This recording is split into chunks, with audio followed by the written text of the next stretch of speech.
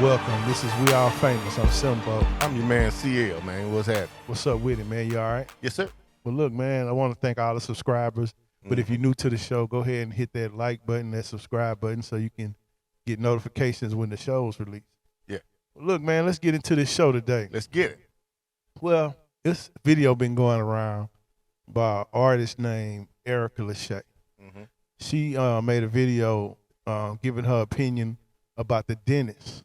So a black-owned dental office had a sign posted that said, "No house shoes, no pajamas, no bonnets," right? And social media was so up in arms that they tried to destroy this woman's business by leaving her bad reviews, saying that the sign was anti-black. I just want to know why everything negative and uncouth has to be labeled black culture. I also want to know why advocating for us to go in public looking like we care about ourselves and how we look is deemed as respectability politics. We should not be condoning and advocating for clear signs of depression, because the only times I've ever been raggedy in public is when something was off with me mentally. Rolling out of bed in the morning and going in public with a bonnet and pajamas on and house shoes is unacceptable, uncouth behavior, no matter what race of people does it. And going out in public looking well put together like I care about myself doesn't mean that I'm trying to be like white people or I'm trying to get white people to respect me. Maybe it's because I respect me. This is the sign on the door. I'm just going to read. Okay. She don't want no bonnets, no house shoes, no pajama bottoms. Is on her door. We will be happy to reschedule your appointment, if you don't, fit her dress code or whatever. What you think about that? Where's she from? I don't know. How the hell the research? Hey man, I didn't research where she from. I mean, that don't know where the hell. I want to know where she from because United States. Different parts of the She from the United different States. parts. Bonnets and all that may be acceptable. It all depends on where you're from. So for her to put that and say no bonnets and stuff, so it may be acceptable. Where in United States? In the southern areas, they do that in southern areas. They might do it everywhere, but I know down south that's what people wear. Is it acceptable? And I ain't gonna say it's acceptable. So let's get back to the topic. Okay. I don't know where she from, but she's from the United States. Okay. Let's just assume she from down south. From because you said it's acceptable down here. Okay. So she got the sign on her door, and it's an outrage. Social media called the black dentist anti-black, for her no bonnet rule. Do you think she's anti-black? No, I think it's something. When you got a business or whatever you got going on, you can do what you want with your business. That's just like some of these stores you go in. If you ain't got no shirt, no shoes, or different stuff on, they got signs to say they can refuse you service. Okay, well, hold on. Right. So if you from down south, based on your, assessment of it, if you from down south and you walked in McDonald's and they say they're not going to serve you because you don't have on no shoes, no shirt, or a bonnet on your head, it's the same thing. They're not calling McDonald's anti-black. No. Well, that's why I was getting back on topic. When it's your business. Thank you for getting back on topic. When it's your business, you can do what you want with your business. Right. So if she chooses to say, I don't want these particular people, I don't know. I'm pretty sure blacks ain't the only one to come to her establishment. So if blacks was the only one coming to her establishment, then it'd be like you singling them out because that's what you see the most. Well, I'm pretty sure they may not be the only ones coming there though. So that pertains to everybody. It'd be different to say only blacks don't wear this and then whites and anybody else can wear this. But I'm pretty sure that ain't what her sign is. Well, I'm glad you're a mere human because her sign did not give a race. It just said no bonnets, no house shoes, no pajama bottoms. So she didn't say if you're black, that's just her general rule. So like you say, anybody can come in there with that on. So my point is, why is she getting attacked being anti-black? Like, it's social media assuming that the only people that dress like this are black people. Well, she getting attacked because that's what we see. Most of people look like us. Exactly, like you That's what we see. Exactly. Look, so that's I went out to eat yesterday. Walked in the restaurant, and to my astonishment, there was a young lady in there at the bar with a bonnet and some pajamas on. And I was just like flabbergasted. Okay, what kind of restaurant was it?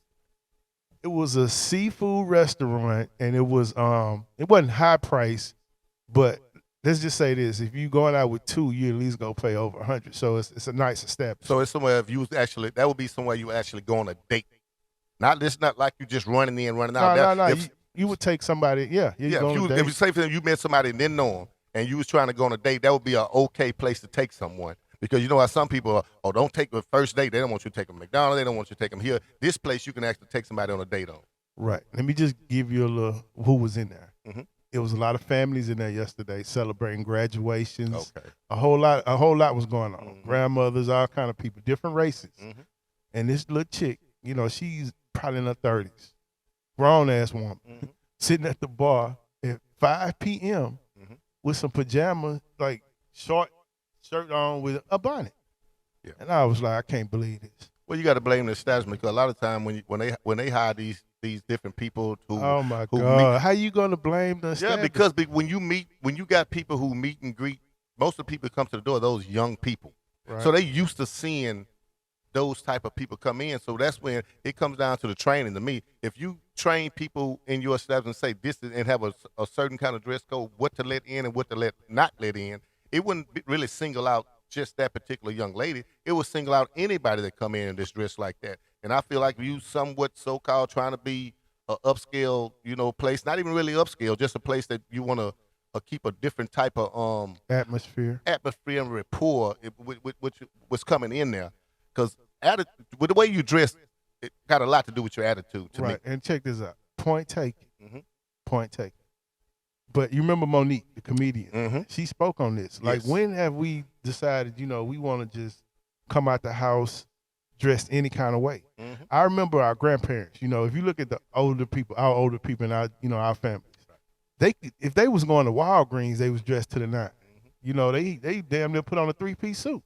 Now today we go to the airport, and it's wild, wild west, man. You be in the airport, chick, dude, all of them be in the airport, bonnets on, booty shorts or whatever you want to call them, biking shorts up there, and it's just in pajamas, house shoes. Right. I feel the way that you dress it changes your whole attitude. When you put nice clothes on and you look and feel a certain way, it make you feel a certain way. You put stuff on that like that type of stuff. You quick to get into something when you put some stuff on like that there.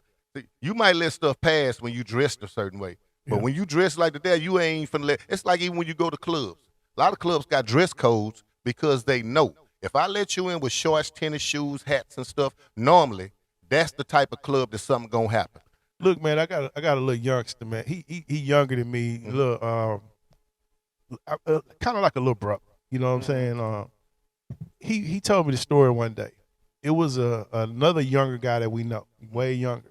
He said he saw him out at a club, and the dude had on flip-flops. And he told him, say, man, I'm just trying to help you, you little man. Why you in the club with flip-flops? This type of club, somebody jump off, man, you not going nowhere. You going to be the first one to get busted in the head. I mean, first of all, why are you at the club? Think about it. A club, sitting on a couch, bottles everywhere, with flip-flops on. It just don't make sense. Nah, not at all. And like I say, if I was a business owner, I would have a dress code, because I truly, truly, truly, truly believe that when you dress to impress, you not with that bullshit. Nah. I feel like when you come in there looking like bullshit, you ready for some bullshit. It's just like anything else. You tie your shoes up, you lace up in tennis shoes, you're sagging, and you come in there, you ready for whatever. But when you dress nice and clean and looking good, man, you're not trying to do all of that. You're not trying to get dirty. Somebody can step on your shoes and you apologize to them before they even have a chance to apologize to you when you clean. That's grown folks shit. Right. And let me take it to the streets right quick. You've been around a whole bunch of dudes and, in clubs or whatever, rich, broke, dudes getting money. When have you ever seen a dude who's getting money, looking clean and fly, ever start a fight? It's normally never, man. It's very rare. It's very rare unless they happy. It's normally. Yeah, but I'm just saying, it's very rare unless there's some inner stuff going on already with these two people before they even get there. Yeah. That's normally the only time you ever see anything Normally like it's the bomb-looking people, this is be honest, that's always starting something. You know what I'm saying? You had, like you say, you had that look. And I agree with you. Businesses need to step up and not necessarily put dress codes, but things that they will not allow. I don't think this dentist was wrong at all. Well, why are we talking about that? The airlines, right? You go to the airport, same problem. Right. You see a lot of that going on. Well, the airlines, not about that, not about clothes, but they getting ready to try to pass. They want Congress to try to pass a no-fly list, not just for terrorists, but for people that's on planes that started stuff. Like the little dude with the baby that cussed out the baby. You know, we can go on and on. So with what they gonna have, examples. like pictures of all over every airport to say this person can't fly this? How that's supposed to work? I don't know how it's gonna work. I mean, you know, I don't know the logistics of it, but So they working on it. They working on it. And if that law get passed, then you know you got to get on the plane and probably behave. And that's another thing. Just because you buy a $400 ticket, don't mean you can just get on the plane and do whatever you want to do, man. I mean, you know, I ain't got no problem with it for one, because guess what? Most people who got business to take care of and got to fly back and forth making money, they not trying to go nowhere. Most of them trying to get on the plane and fall asleep until they get where they going. Right. So if you on the plane starting some shit, you need to be barred off the plane because you're going somewhere and you must ain't got nothing to do but start shit. You going somewhere, you ain't making no money, probably mad you spending a little money you do have. So I ain't got no problem with them doing it, man. Well, yeah, they thinking about passing this, you know, national no-fly list. Passengers must get on board. They got to follow rules.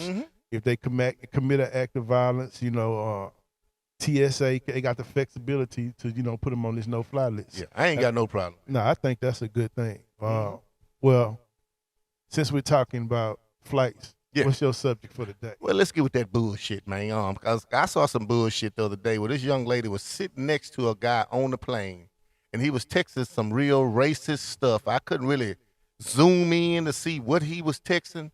They kind of had a little caption of kind of what he was saying, but it didn't really get graphic. And then I think she was kind of a little heavier set. He was saying something about her race and then something about her sitting next to him. So I don't know if she was all up on him in the room or what it was, but any two ways, she kind of glanced at what he was texting and didn't like it and made him want to feel just as uncomfortable as he was making her feel that she saw the text. Because what the text said, she's sitting right next to me. So she clearly knew he was talking about her in the text. You know what? I wasn't going to say anything. But I decided I want you to feel as uncomfortable as I do. And I want you to know that I saw your text messages and I think you're disgusting. What text message? You know exactly what I'm talking about. I'm not going to repeat it because everybody doesn't need to know, but I want you to know that I know. I saw you and I think that you're disgusting. You don't have anything to say to that, right? Yeah, I didn't think so. And speaking of, you should. And speaking of airlines weeding people out, maybe if they raise prices, you know, maybe you wouldn't be able to afford to sit with your family. That way they don't have to sit next to black people. Okay? Yeah. No, yeah, you don't have to be sorry to me. You're sorry because I saw it. But I want you to feel as uncomfortable as I do sitting next to you. Okay, I am. You should be. So what would you do if somebody texted and you clearly knew? Say you're a big guy. You've been a big guy. You very comfortable within your skin. And what if that motherfucker say, "Yeah, I got this fat motherfucker sitting next to me. I ain't even got no room. But a motherfucker like him should have to buy 2 seats." If they said it, I saw it and knew about it, I just say, man, put rich in front of that motherfucker. You know what I'm saying? A rich fat motherfucker. I really don't. Man, look, you know, she gave him the power. You know, to let her know that she was offended. You know what I'm saying? I mean, people, if she saw it or not, he was going to say it. You can't prevent that. You know what I'm saying? So at the end of the day, I mean, I can't control how people think when somebody say something about it. It's no different than online in comments. You know, we put this video out. Somebody might come on here and say, hey, Simbo, man, you lied, but your co-host got a peanut-ass bald head. I mean, and then you get offended, you know what I'm saying? And you be like, Simbo, man, what we gonna do? Bro, I don't know. Put a hat on, motherfucker. There's nothing you can say. You know what I'm saying? I mean, there's nothing you can say or do. You know, if you happy, you happy. So my advice to her is, I saw the video. I understand you was upset. You know what I'm saying? You got your right to put it out there to expose the guy, but it's not gonna change his opinion. It's not going to change other people's opinion. You know, just be happy within yourself. You know what I'm saying? That's all you can do. Yeah, well, clearly she made it. She made it, took it upon herself to make it known that she did see it. And I see nothing wrong with what she done. I see more something wrong with what he done because depending on who's sitting next to you, he could be worried about the consequences if it was somebody who was a volatile type person. You get somebody sitting next to you and sit there and they even howl off and slap the shit out of you before you know it. And then they'll be on the no-fly list. You know what I'm saying? Exactly. You know, and they probably don't give a damn because they probably ain't got much going for them anyway. Because me personally, if I got some shit going on, I'm not going to let that get to me. But everybody ain't as rational minded to just let shit like that pass. They gonna make it known, and they make gonna set an example out his ass and let him know, hey, don't do that shit to me or nobody else. And they might want to set an example out of it. So I don't see nothing wrong with what she done. Clearly she wanted to make him feel uncomfortable. It looked like in the video she kind of made him uncomfortable because he kind of turned his back. And if whatever he was texting, which I'm pretty sure was some old bullshit, but he turned his back to her, and I'm pretty sure he was texting whatever he was texting. But clearly she made him feel uncomfortable, but it's still not going to change the way he feel in his mind about her or anybody else he want to text about. Before I comment on what you just said, Mm-hmm. is this story real? Now you go with the bullshit. See, now I know goddamn. Cause hold on, last show you baited me in, and I was like, it was a video. You know, it was a lot of content to it. I thought it was real, so you had me on here looking like Willie Foo Foo with you. So I just want to make sure that you do your research. If it ain't real, you ain't got no problem with letting motherfucker know that CL with that bullshit. Well, okay, here go my thing, man. Yeah. I understand she was upset, but let's look at it from another point of view. Okay. Why was she looking on his phone? Knows it in the motherfucker. You know women know.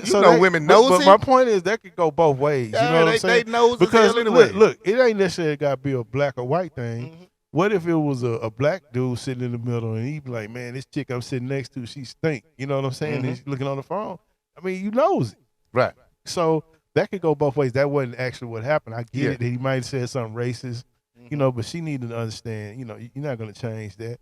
Right. Like you say, you know what my solution to that? What? And this might sound like cap, but I get a first class seat every time I go somewhere. See, bougie motherfuckers like you, motherfucker like you, motherfucker like you. Look, man, look. Just in all fairness, when I go sit down in my first class seat, you know, when people walk by me, certain groups of people, I'd be like looking at them like kind of, you know, so, you know, I'm not saying I understand where the dude coming from, but that's he's entitled to his opinion. Yeah. You know what I'm saying? But for her to prevent that, for real, let's go get her a first class seat. But she might still be sitting next to her asshole. I was on a plane coming from somewhere. I don't even know where I was coming from. I try to be a world traveler. But we was on a plane with a white couple. They probably was in their 50s. And it was the first time they sat in first class, man. It was so funny. Me and my wife, we were just rolling because the chick, you know, it was some, I'm going to say this and I'm going to get in trouble. It was some trailer park stuff going on. You know what I'm saying? Okay. She was like, I think the daddy had just died or something. His daddy just died. They was dating. And she like, did you get the money? And this is our first time in first class. I probably was on my phone like, man, I'm up here in first class with these trailer park, you know, so, I mean, that's just how life goes, man. People go say stuff. I'm guilty of it. You know what I'm saying? Like, you know, I get on the plane. I be like, look at Carl going back to 38 deep. You know what I'm saying? I be seeing you rolling your eyes in. So it's first class like, you know how they're saying once you go black, you can't go back. So that's how first class is. Once you go first class, you can't go back. I'm just going to tell you, no, it's not that. I'm going to tell you, me in first class. I don't mind sitting anywhere on the plane. You know what I'm saying? My thing is I like to get off the plane first, get on the plane first. That's just my thing. It's not first class. If I can get on my seat first and it's just in regular, you know, coach or whatever they call it, business class, I don't mind that. But, you know, in first class, it's nothing real special. Okay. They give you some water. They might let you drink a little champagne or something. It's all free or whatever. But it ain't all the correct that to be, bro. So in this young lady's situation, looking at this man text, do you think she was wrong for what she did by saying something, even paying attention to his text, or do you think she was wrong? I'm just saying, my opinion, she could say whatever she want to say. I don't think she was wrong by saying what she said. I don't think she wrong by showing the video and all that. But if she take a step back herself and look at it, she can understand that it's not going to change this guy's opinion. Right. His opinion is his opinion. You know what I'm saying? And to be quite frank with you, I'd rather know somebody's like that and I'm sitting by them and I just readjust myself. You know what I'm saying? I don't want nobody sitting by me gigi gaga with me and they talking about me at the same time. So now that she knew, she found out that was going on, she just could have repositioned herself and sat her 3 hours and went on about her business. You know what I'm saying? Okay. Instead of trying to, hey, you know, I can't believe you did that. He wasn't going to admit to it. Yeah, I could ride with that. So cancel culture, if y'all catch his face y'all get out there and y'all go counsel a guy. And That's how it sometimes, different situations like that, man, people see that stuff and she put it out there. Nowadays, it can cost that man his job. A lot of jobs, if you got, it's very diverse where you got different type of people working in these workplaces. And if it's, I didn't really see his face on there, but if his face was to be shown, it could actually cost him his job. So be careful what you text next to people. Be careful what you do on planes next to people because, like I say, it's nothing private no more. Everybody want to, make the. I don't agree with that, man. If he wanted to text, man, it's whatever he takes, that's his business. Yeah, it should be his business. Yeah. So, but in today's society where everybody else want to make your business, their business, and video everything, you don't have no kind of privacy no more. So you got to pay attention to any and everything you do. Well, that's what I'm saying. If you decide you want to text something, you should know that it's a possibility this might get out there to the world, and then I'm gonna have to stand on it. Yep. So just stand on whatever you say or do. And if you stand on whatever you say or do, then you'll be all right. Yeah. You know what I'm saying? What it is, what it is. Somebody ask me something, I'm gonna make my yeses mean yes and my no's mean no. So don't ask me nothing you don't want to know. Well, look, man, it's been a good show, man. Yes, sir. I'm Simbo. I'm your man, CL. And this has been We All Famous.